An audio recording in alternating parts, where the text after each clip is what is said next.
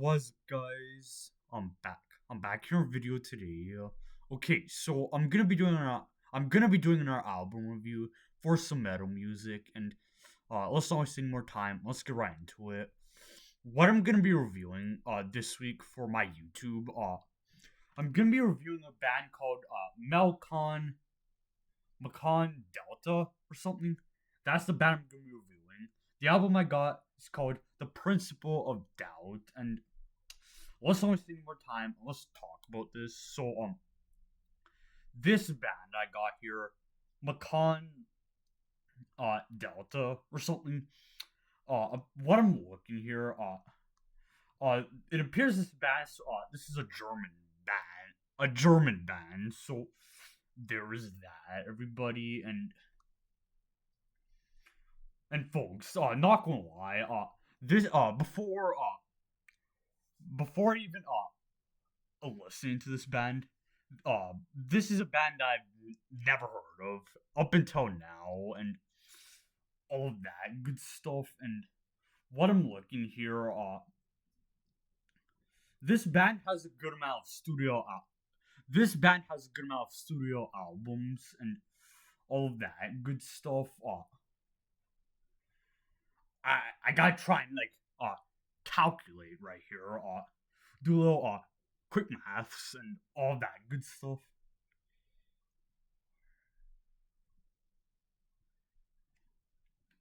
Okay, so what I'm calculating here, 12 studio albums for this band I got here, Macan Delta, and this album I'm gonna be reviewing, The Principle of Doubt. It's the third album, released in 1989. What I'm looking here, so there's that, everybody. What I'm looking here, I'm using Wikipedia mainly because I'm lazy. And same here, this Wikipedia page I got last edited 3 years ago, so that's nice, everybody. Change of websites.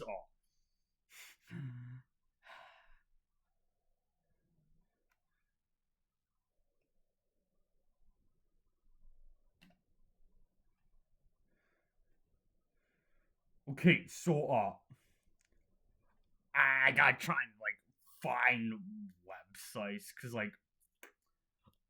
last that Wikipedia page I was just looking at last said it 3 years ago, so that's fun, everybody.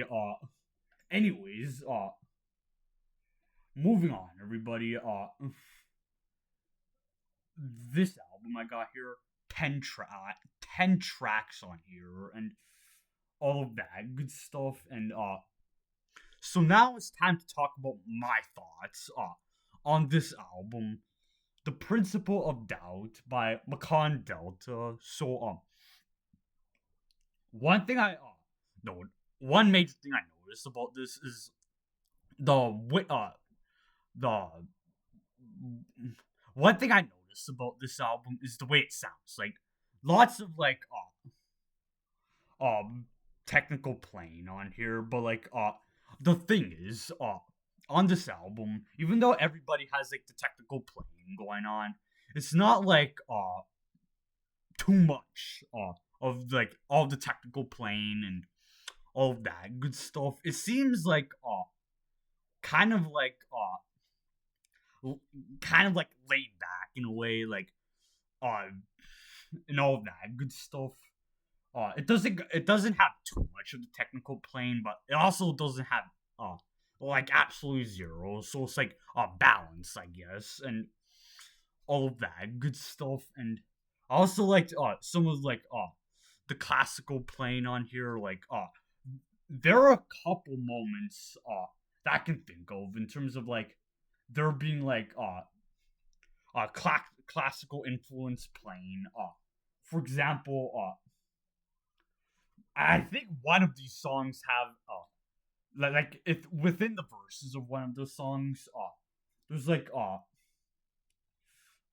got acoustic guitar part going on within the verses of one of the songs, and then there's an instrumental track on here that's has like has like classical music influenced sounds and all that good stuff. And yeah, everybody.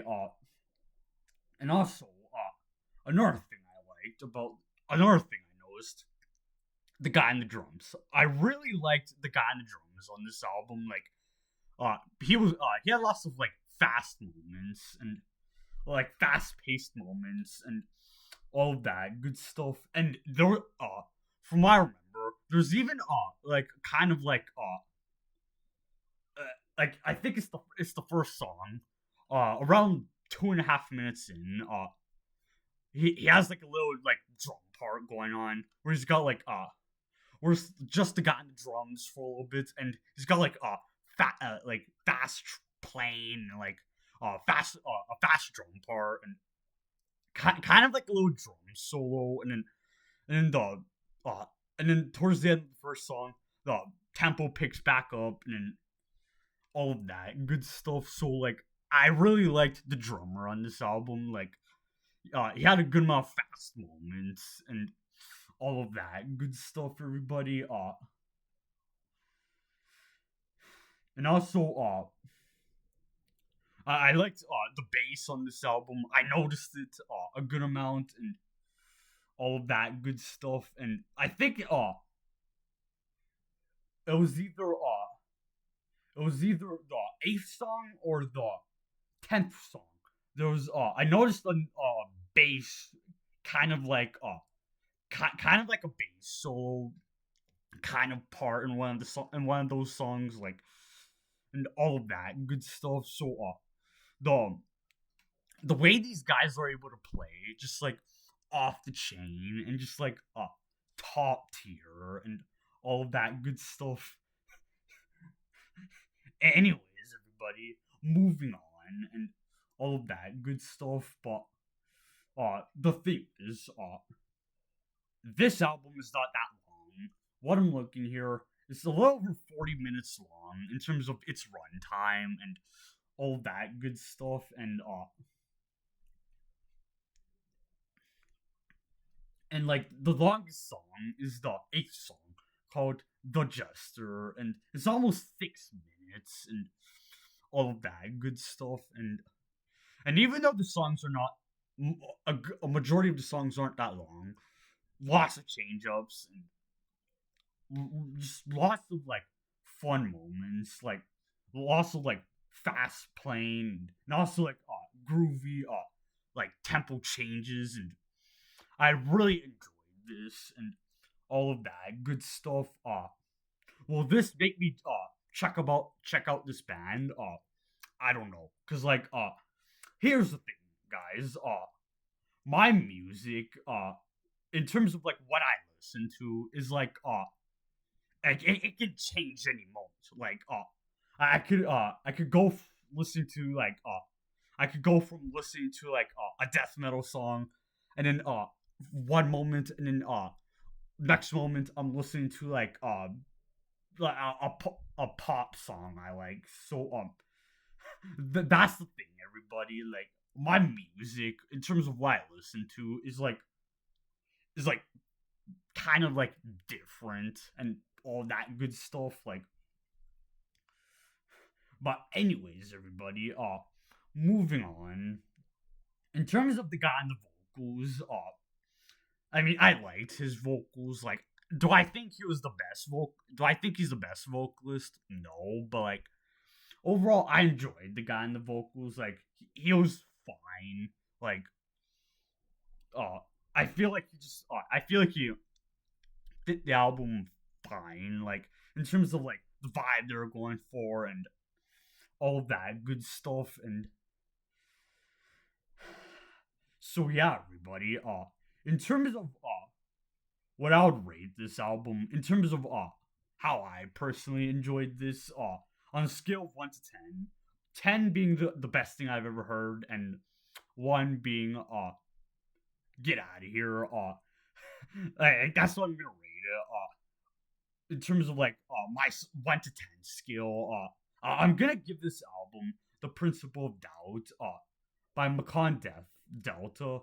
I'm gonna give this 8.5 out of 10 in terms of my enjoyment and all of that good stuff right now is basically what I'm going to be ending today's video off. Like, I'm not going to go any further with today's video. I'm simply not. And I'm going to see you guys in the next video. Peace out, everybody.